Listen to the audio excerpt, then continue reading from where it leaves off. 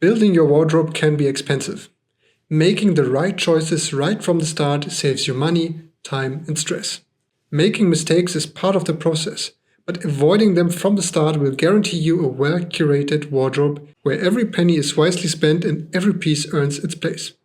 Today, I want to share the 5 most expensive style mistakes that nearly every man makes. Not just expensive in terms of money, but expensive in terms of time, confidence, and missed opportunities. If you're investing in style, these insights could save you both money and frustration. Let's get started. The first and perhaps most costly mistake is following generic advice instead of dressing for your actual life. A wardrobe tailored for you is your very best investment. Let me give you a concrete example. Many stylists will tell you that you need black Oxford shoes, your workhorse for formal occasions. I love my black Oxfords, but honestly, they are the pair I wear least because they are too formal for everyday wear and less formal working environments. This illustrates the broader problem. How many times have you heard every man needs a navy suit or every man needs black Oxfords?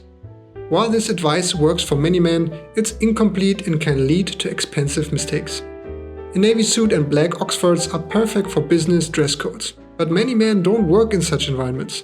A truly corporate look wouldn't get enough wear to justify the investment. The reality is that a white-collar worker might get far more use from a well-tailored textured navy blazer that offers some dressed-up styling as well as casual styling that a traditional navy or charcoal business suit couldn't achieve. If you are a professional in a creative field, you have different needs than a banker.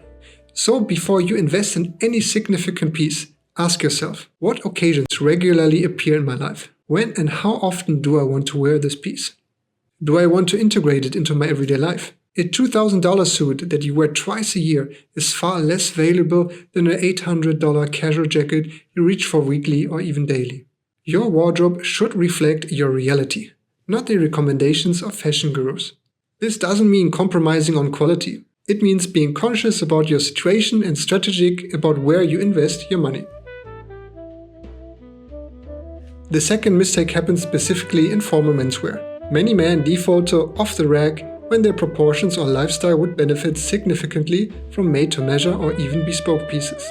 In the beginning, I wasted money on shirts that never fit right. Every off-the-rack shirt I bought had sleeves that were too short for my long arms and the waist was too large. Even though the chest proportions were correct, I constantly felt like something was off.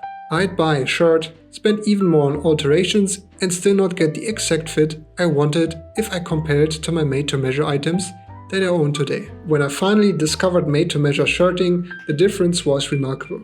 Spending money on garments you're not sincerely satisfied with feels like a waste. But when you have pieces that fit perfectly, you naturally reach for them more often. And I believe that perfect fit gives an immediate enhancement of self-confidence and make you feel sharp. Perfect fit feels almost priceless. If I had discovered made-to-measure services earlier, I could have saved money. A made-to-measure shirt that fits perfectly will always outperform a combination of off-the-rack shirt plus alterations that still doesn't quite work. Now, if you're lucky enough to find a brand that offers off-the-rack items perfect for your body measurements, there's no reason not to purchase them. The key takeaway here: if off-the-rack shirts don't provide the perfect fit, I wouldn't compromise and would invest in a good made-to-measure shirt.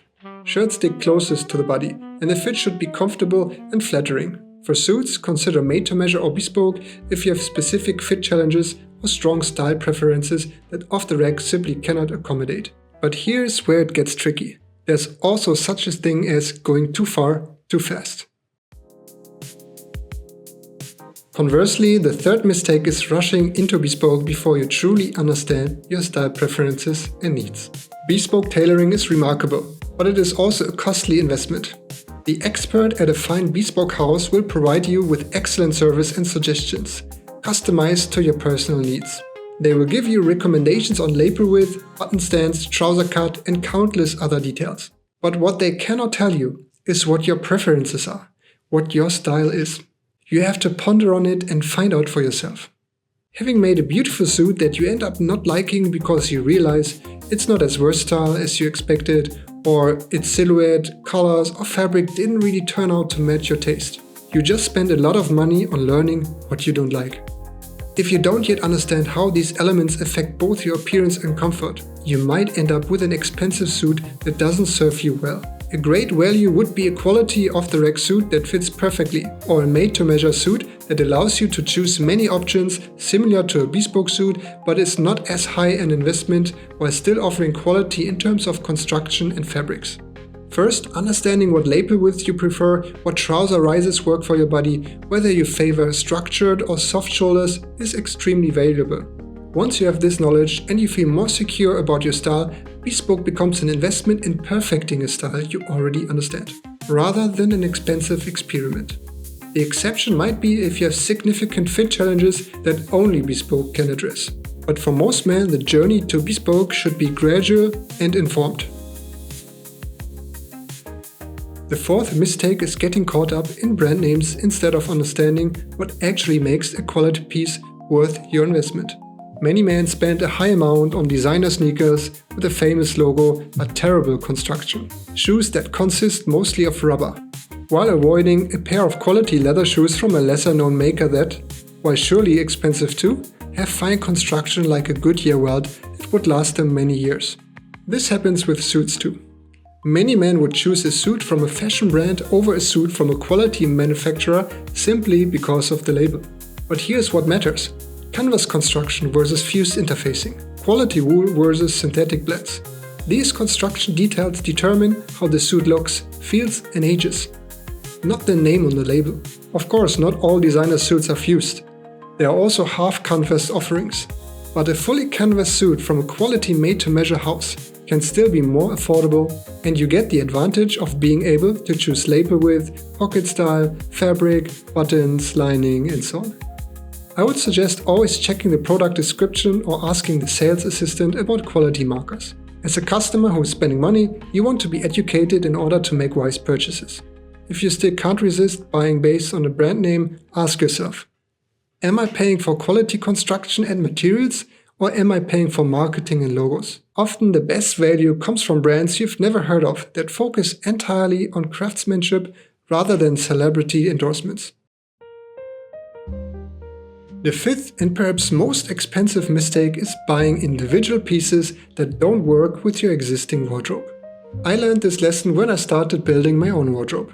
One of my first tailored pieces was a pistachio green suit in a worsted twill fabric. While green can be a great casual color, a smooth worsted fabric is a very formal cloth, making it almost unwearable as a separate. I still love wearing and styling the suit as it has tremendous flair and is perfect for spring and summer suiting. But starting out with such an adventurous color was too bold. Since I've taken care to build a very versatile wardrobe with almost 15 suits now, I have the leeway to wear this unusual but very stylish pistachio suit. In short, avoid a suit that only works for a few situations in life. Skip a tie that only works with one shirt. A sport coat that clashes with most of your trousers. The solution is thinking systematically. When I restructured my approach considering my lifestyle, I focused on a cohesive color palette that allows me the most versatility. Primarily navy, grey, off-white and brown.